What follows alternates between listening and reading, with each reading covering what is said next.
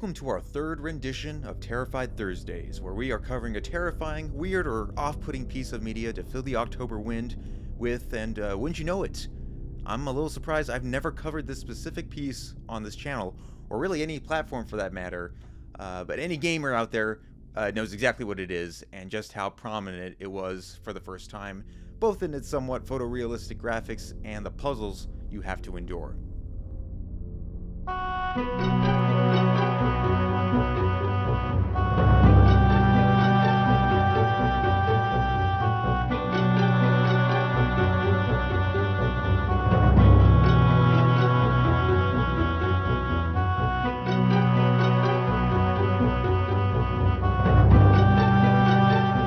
Myst is an adventure video game designed by Rand and Robyn Miller. It was developed by Cyan Inc. and published by Broderland and first released in 1993 for the Macintosh. In the game, the player travels via a special book to a mysterious island called Myst. You plop down onto the dock and you become the stranger, alone and without clues, and it's the stranger's job to solve the mysteries and discover the secrets of this odd, dreamlike place through constant back and forth point-and-click exploration and puzzle solving. In the island's library, two books can be found, colored red and blue. These books are traps that hold Cirrus and Achenar, the sons of Atris, who once lived on Myst Island with his wife, Catherine. Atris writes special linking books that transport people to the ages that the books describe. From the panels of their books, Cirrus and Achenar tell the player that Atris is dead, each brother blaming the other for the death of their family, as well as the destruction of much of Atris's library.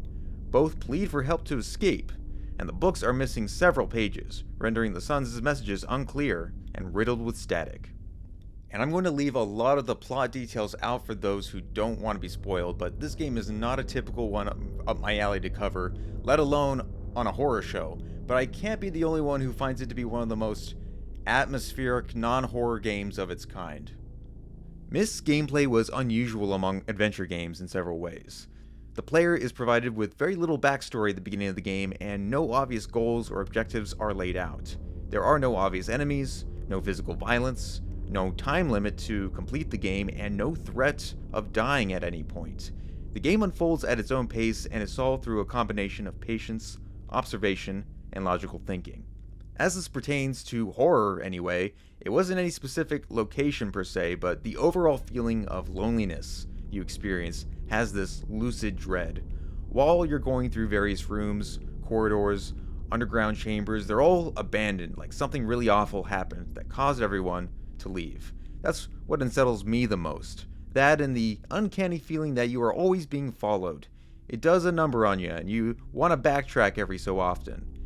And sure, the misty trees and some of the rooms that carried items like knives, poison, a giant bear trap, and a lamp made out of a ribcage only served to heighten the fear, like something was soon going to jump out at you. But that doesn't happen. One note I will make is the near-perfect sound design. You feel its quiet remorse. The sounds of leaves rustling in the wind, machines roaring, birds in the distance, the waves of the shore, and let's not forget that classic jingle. Now, I was definitely disturbed by some of Achenar's broken up footage. He was a maniacal spaz, and it took me a long time to realize Achenar's rooms were the ones with the blue pages in them. For a while, I didn't know the rooms were corresponding to the brothers, so I naturally helped Achenar more for most of the playthrough, since I saw him the most. Until I realized he's completely fucking insane. He feels like a character out of a Channel Awesome movie. Some plot. It was almost perfect. Final blow to father.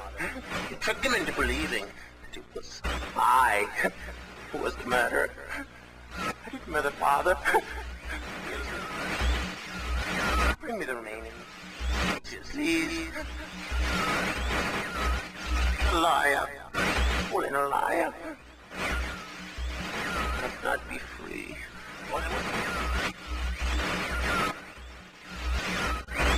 What many consider to be the most authentic version of Myst would be Myst Masterpiece Edition, a remaster from 2000. Here, the point-and-click controls are gone and you get to see more of the island exposed.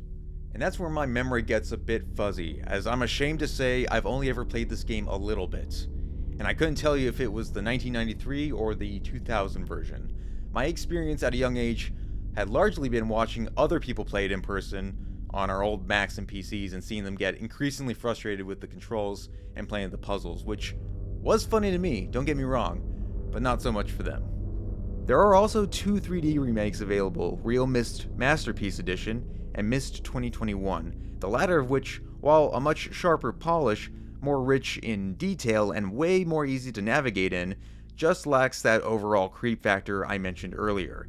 You can obviously make adjustments on your PC or console, but the default warm tones remove a lot of the ominous imagery of the classics when the lack of tech actually give them more personality. Even right down to the animated talking heads, it just doesn't feel right. They're definitely creepier in the uncanny sense, but having that full motion video quality, I don't know. There's just a charm to it. And I'm aware there's a bunch of other games and spin-offs in this roster by Cyan Inc. I just haven't had the time or the means to really dig into them. I've heard from other accounts of what people have played that some of the scary elements I find with Myst are dialed up in some of those, so probably something worth exploring one of these days, but, I'll extend this to you, seeing as how I'm no Myst expert at all. What are your experiences with the game if you played it growing up, or just discovered it, or maybe you hate it? Let me know in the comments, I would love to hear. I think it's really experimental, if not flawed in a lot of its design. Maybe I'm an odd one out here, it's spooky too. Well, have a good night everyone, and stick around next week for the 4th Terrified Thursdays.